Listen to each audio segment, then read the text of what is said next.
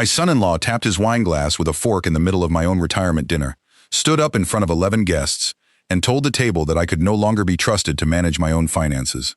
I set down my fork slowly and looked at him. Derek Voss, 39 years old, sunglasses pushed up on his head even though we were indoors. The kind of confident smile that had never once, in 8 years of marriage to my daughter, made me feel comfortable. "Dad," my daughter Christina said gently, sliding a folder across the white tablecloth toward me. "We just think it's time for your own protection." I looked down at the folder. A power of attorney form, already filled out, my name typed at the top, a yellow arrow sticker pointing to the signature line. The kind of sticker real estate agents and title companies use. Protection from what, exactly? I asked. Derek leaned back in his chair like a man about to deliver good news. "The duplex, Frank. Managing tenants, collecting rent, doing repairs at your age. It's a lot. Christina and I want to take that burden off your shoulders." Burden, that word landed heavier than he probably intended. I looked around the table, my daughter's in-laws, a few old friends from the post office who'd come to celebrate 33 years of my career. My granddaughter Mia, 9 years old, coloring quietly in the corner, too young to understand what was happening 2 feet away from her crayons. "I've managed that duplex for 26 years, I said. "Never missed a mortgage payment, never had a vacancy longer than 3 weeks. "Nobody's saying you did a bad job," Christina said quickly. "We just worry. You're 65 now. Things happen." I noticed she wouldn't quite meet my eyes when she said it. She'd learned that from Derek, I think, somewhere along the way. The habit of looking just past someone's shoulder when you're saying something you don't entirely believe yourself. I picked up the pen sitting beside the folder. Derek's smile widened, satisfied, the way a man smiles when he believes the hardest part is already over. I set the pen back down without touching the paper. "I think I'll hold on to that duplex a while longer," I said quietly. "But thank you for your concern." The table went silent. Derek's smile faltered, just slightly, like a crack forming somewhere no one else could see yet. "Dad," Christina said, her voice tightening, "please don't make this difficult." I looked at my daughter, 36 years old, sitting beside a man I had never fully trusted, asking me to make it easier for him to take control of the one thing her mother and I had built with our own hands. "I'm not making anything difficult," I said. "I'm simply saying no." Derek's jaw tightened, and for the first time all evening, I saw something behind his practiced smile that looked almost like panic. I had no idea, in that moment, just how right that instinct would turn out to be. 4 weeks earlier. My name is Frank Delgado. I spent 33 years as a letter carrier for the United States Postal Service, walking the same 6-mile route through a quiet neighborhood outside Tampa, Florida, rain or shine, hurricane season included. It's not glamorous work, but it's honest work, and I was proud of every year of it. My wife Rosa and I were married 38 years before a stroke took her 4 years ago, sudden and without warning, on an otherwise ordinary Tuesday afternoon while she was watering her tomato plants in the backyard. I still haven't found the heart to replace those plants. They've gone wild and overgrown, and some part of me likes it that way. Rosa worked as a bookkeeper for a small accounting firm most of her adult life. She had a mind for numbers that I never had, and a patience for planning ahead that I frankly lacked. Where I saw a paycheck to spend on groceries and the mortgage, Rosa saw 20 years down the road. I used to tease her about it. She used to remind me, gently, that someone in the marriage had to. Our daughter Christina was born when Rosa and I were both 27. She grew up sweet, a little anxious, always eager to please people, which I sometimes worried about even when she was small. When she met Derek at 28, he was charming in that easy, room-filling way some men are. The kind of man who remembers your name after meeting you once, and uses it constantly afterward, like punctuation. I wanted to like him. I tried for years. Derek ran a home renovation and property flipping business. In the early years, it seemed to be doing well. New trucks, a boat he rarely used. Vacations posted online with captions about hard work paying off. I told myself my daughter had found stability. I didn't ask too many questions, because Christina seemed happy, and a father learns, eventually, that happiness is not something you interrogate too closely if you want it to last. After Rosa passed, Derek and Christina began visiting more often. At first it felt like exactly what I needed. Sunday dinners, Christina calling just to check in, Derek offering to fix a leaky faucet or mow my lawn. Then, slowly, the comments started. "That duplex is a lot of work for one person, Frank. You know, property management companies handle everything. Tenants, repairs, all of it. Might be worth looking into." "Dad, have you thought about what happens to the duplex if something happens to you?" Christina worries about that. "Small pebbles, never a boulder." I told myself they were just being thoughtful. About 6 weeks before that retirement dinner, Derek came by on a Saturday to help me clean out my garage. We found my old Postal Service duffel bag, faded blue, USPs stitched across the side in white thread gone gray with age. "You kept this all these years?" he asked, holding it up. "Carried it through hurricanes, heat advisories, and one very memorable encounter with a Rottweiler in 1994, I said. He laughed. For just a moment, sorting through boxes together, it felt like we might actually be building something real, the two of us. Then, without quite looking at me, he asked, "Hey, where do you keep the paperwork for the duplex? Deed, insurance, all that?" I should have heard something underneath that question. I didn't. I told him it was in my filing cabinet, same as always, and the moment passed like it was nothing. It wasn't nothing. It was the first time he'd asked. A week later, my old Postal Service coworker and closest friend, Gus Alvarez, stopped by while I was watering what was left of Rosa's garden. "You got a minute, Frank?" "For you, Gus, always." He scratched at the back of his neck, the way he did whenever something was bothering him he didn't quite know how to say. "I ran into your son-in-law downtown last week, at the county records office. Probably business stuff," I said. "He was pulling property records, Frank. Yours." I straightened up slowly. "My duplex?" Gus nodded. Didn't want to say anything unless I was sure, but I saw the address on the paper in his hand before he noticed me. "He's probably just curious about the market value," I said, though even as the words left my mouth, they didn't sit right. Gus looked at me for a long moment. "You trust that man, Frank? He's my daughter's husband." That's not what I asked. I didn't have an answer for him that day.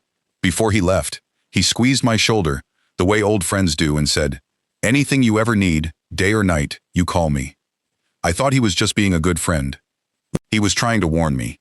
Around that same time, a certified letter arrived from a law office downtown, Reyes and Farrow, addressed to me. I set it on the kitchen counter, told myself I'd deal with it once the retirement dinner nonsense was behind me, and let it sit there, unopened, for 11 days. That, I can tell you now with complete confidence, was the single biggest mistake of this entire ordeal. If a certified letter from a law office shows up in your mailbox, open it the same day. Don't let it wait, the way I nearly did. Meanwhile, unknown to me, Derek's renovation business was quietly collapsing. He had taken on 3 large flip projects the year before, financed heavily against lines of credit, expecting to sell each house within 4 months. Then the housing market in our area cooled faster than he'd planned for. 2 of the 3 houses sat unsold for over a year. Contractors went unpaid. A supplier filed a lien against one of his job sites. Payroll for his small crew became something he dreaded every other Friday. And the only asset large enough and clean enough to solve it was a fully paid-off rental duplex, generating steady monthly income, owned outright by his wife's aging father. Of course, I knew none of this yet. Whenever Derek visited, he smiled. Whenever Christina hugged me goodbye, I hugged her back and told myself, foolishly, that my daughter's family was simply growing closer to me now that Rosa was gone. Then came the retirement dinner, and the folder, and the pen I refused to pick up. After I said no that night, the table grew quiet and uncomfortable, and Derek quickly steered the conversation elsewhere, laughing too loudly at something one of the postal workers said, as if nothing unusual had happened at all. Christina barely spoke to me the rest of the evening. When we said our goodbyes in the parking lot, she hugged me stiffly and said, "We'll talk soon, Dad," in a tone that sounded more like a warning than a promise. I drove home that night with both hands tight on the wheel, replaying the way Derek's smile had faltered when I set that pen down. Something told me this was far from over. I was right. 3 days later, Christina called. "Dad, can Derek and I come by this weekend? Just to talk? No pressure, I promise." I agreed, mostly because I still hoped, against every instinct telling me otherwise, that this could be resolved as a simple misunderstanding between family. They arrived Saturday morning with coffee and pastries from my favorite bakery, a gesture that felt, in hindsight, less like kindness and more like preparation. We sat at my kitchen table. Derek did most of the talking. "Frank, I want to apologize if the dinner felt like an ambush," he said, sounding sincere in that practiced way of his. "That wasn't the intention. We just love you and we worry." "I appreciate that," I said carefully. "But I'm not signing over control of my property, Derek." "Nobody's asking you to sign it over," he said, spreading his hands like the whole thing was a simple misunderstanding. "A power of attorney just means someone can help you if you're ever unable to manage things yourself. It's a safety net, that's all." Then why was my signature already flagged on a document you brought to a restaurant in front of 11 people? Christina flinched slightly at that. Derek didn't. We wanted to make it easy, he said. That's all it was. I looked at my daughter. Christina, has anyone from Derek's company asked you about the duplex? About refinancing it? Or using it as collateral for anything? She hesitated a half-second too long. No, she said. Why would you even ask that? I believed, right then, that she genuinely didn't know. I still believe that today. But I also understood, watching her avoid my eyes exactly the way she had at the dinner table, that she was standing closer to a fire than she realized. They left without the signature they'd come for. I don't think either of them expected that outcome twice in 1 week. That evening, I finally opened the certified letter that had been sitting on my counter for 11 days. It was from Patricia Reyes, an estate attorney, requesting that I come into her office as soon as possible regarding, in her words, a matter connected to the estate planning completed by your late wife, Rosa Delgado, in 1991, and updated periodically through her passing. I called first thing the next morning. Patricia answered on the second ring. Mr. Delgado, I've been hoping you'd call. Can you come in this afternoon? I was in her office by 2 o'clock. She took one look at my face and set down whatever she'd been working on. Is everything all right? So I told her. The dinner, the folder, Gus seeing Derek at the records office. Everything. Patricia removed her glasses slowly, the way people do when something genuinely troubles them. Mr. Delgado, I need to tell you something your wife arranged many years ago. Something I don't believe you were ever fully told the details of. I sat up straighter. Go on. In 1985, shortly after your daughter was born, Rosa opened an investment account in her own name, funded with small, consistent monthly contributions. She continued funding it, quietly, for the next 36 years, right up until shortly before she passed. I stared at her. Rosa never mentioned any investment account. She wanted it that way, Patricia said gently. About 12 years ago, after some tension she witnessed developing around your daughter's engagement, Rosa came to my office and restructured that account into an irrevocable trust, naming you as sole beneficiary with a spendthrift and no contest clause specifically designed to prevent the assets from being accessed, transferred, or controlled by anyone other than you, under any power of attorney, guardianship petition, or court order, short of your own direct instruction. I sat there, absorbing that slowly. Why would she build in protections like that 12 years ago? Derek and Christina weren't even engaged yet. Patricia hesitated. Rosa specifically mentioned a conversation she'd had with Derek at a family gathering. She told me, and I wrote it into my notes at the time, that she didn't trust how he spoke about money, about property, about what he called, in her words, other people's assets. She wanted you protected, Frank, even from family, especially from family. I sat in that office chair feeling something shift inside my chest, something between grief and disbelief and a strange, quiet awe. How much is in the account? I finally asked. Patricia turned her monitor toward me. As of the most recent statement, after 36 years of consistent contributions and compound growth, the trust is valued at $780,000. I laughed, not because it was funny, but because my mind genuinely refused to process the number sitting beside everything else that had happened that week. She never said a word, I whispered. She wanted you to never have to worry, Patricia said. Those were her words to me, verbatim, 12 years ago. She said, and I quote, I want Frank protected, even if I'm not there to protect him myself. I thought about the tomato plants growing wild in the backyard, about 38 years of a woman who planned 3 decades ahead, while I worried about the next paycheck. She had seen something in Derek long before I ever let myself admit it. There's something else, Patricia added. The duplex. Do you recall transferring it into any kind of trust or joint arrangement over the years? No, I said. It's always just been in my name. It's not anymore, she said.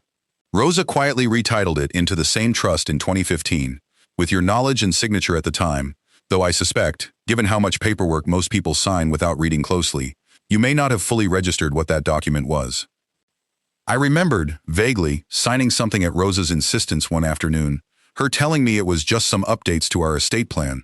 I'd trusted her completely and signed without much thought, the way a man trusts his wife of nearly 40 years. Which means, Patricia said, that duplex is not eligible to be transferred, mortgaged, or controlled by any power of attorney Derek presents you with. It legally cannot happen. Rosa made certain of that. For the second time in 1 week, I felt the ground shift beneath me, except this time, it was shifting entirely in my favor.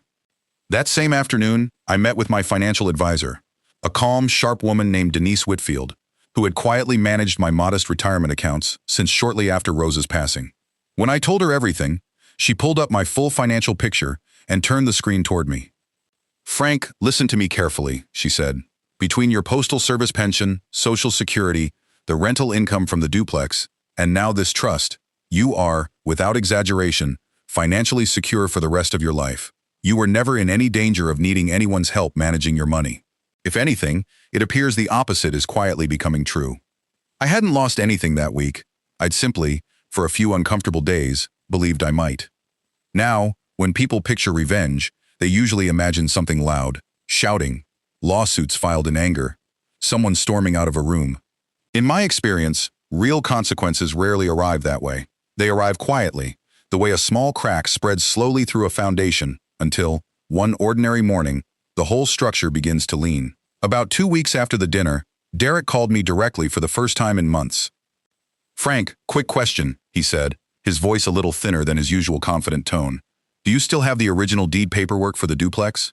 For insurance purposes." "Why do you need that, Derek?" "Just doing some organizing. Making sure everything's in order for you." "The deed's not something you need to organize," I said. "It's not yours to organize." A pause stretched out on the line. "I'm just trying to help, Frank."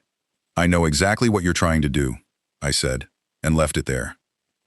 That afternoon, Patricia called to let me know that a title company had contacted her office directly, attempting to verify ownership records on the duplex in connection with a refinance application submitted under Derek's construction company. The application listed the duplex as proposed collateral. The application was rejected within the week. The title search had revealed the property was locked inside an irrevocable trust that no power of attorney, real or forged, could touch.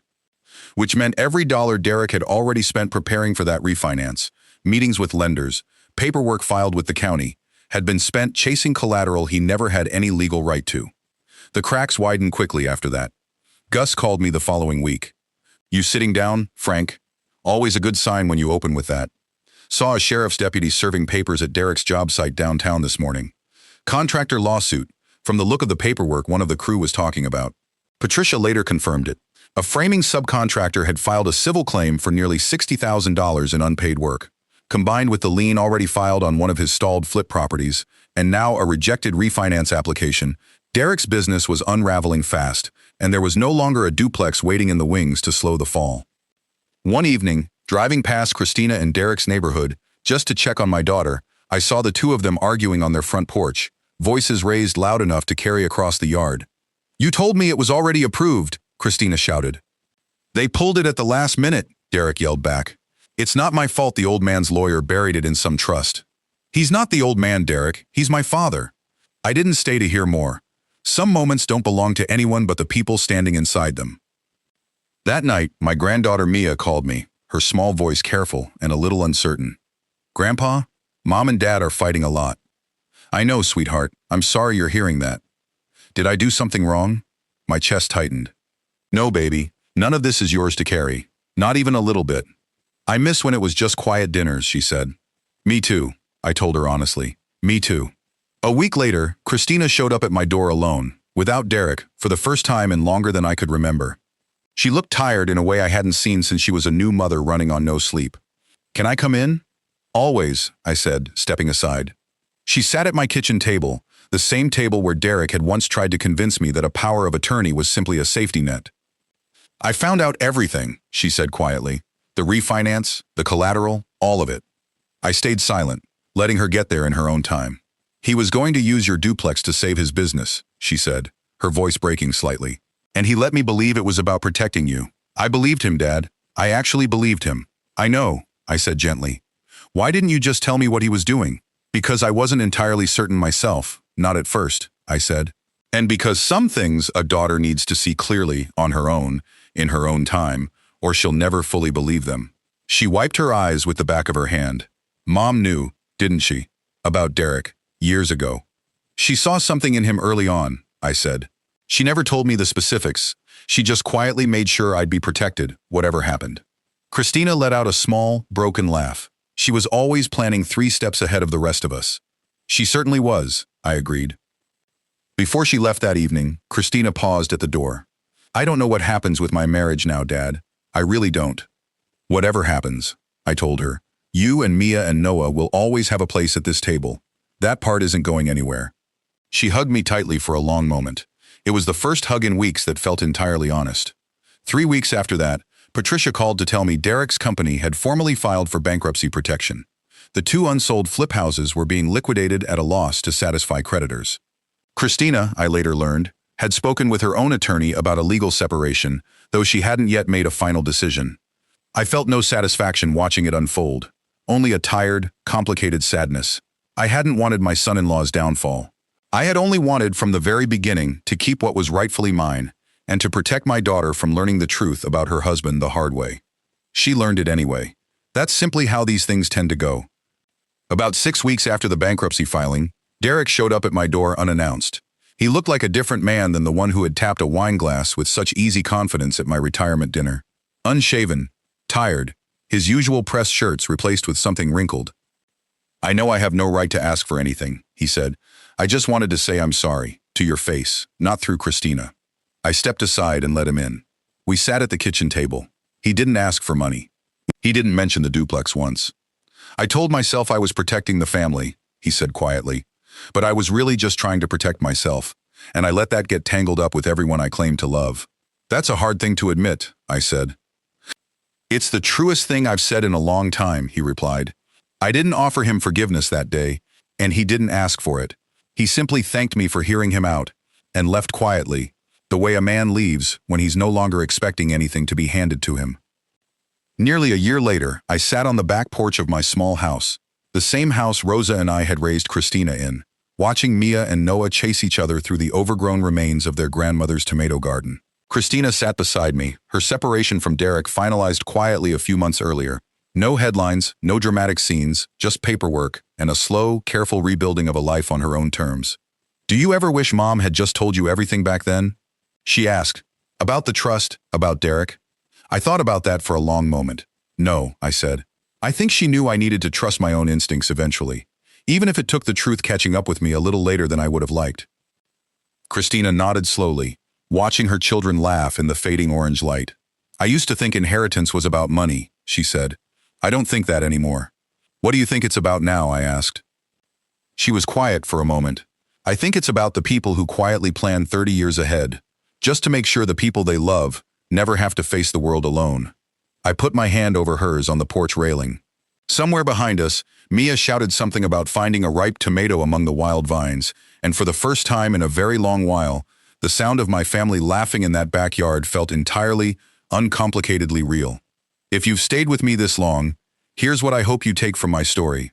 Money and property can be fought over, taken, lost, and sometimes reclaimed. But the quiet, patient love of someone who plans decades ahead, simply to protect you, that is a different kind of inheritance altogether. One no signature line and no folder with a yellow arrow sticker can ever take away. If someone asks you to sign something in a hurry, slow down. If a certified letter arrives, open it that same day.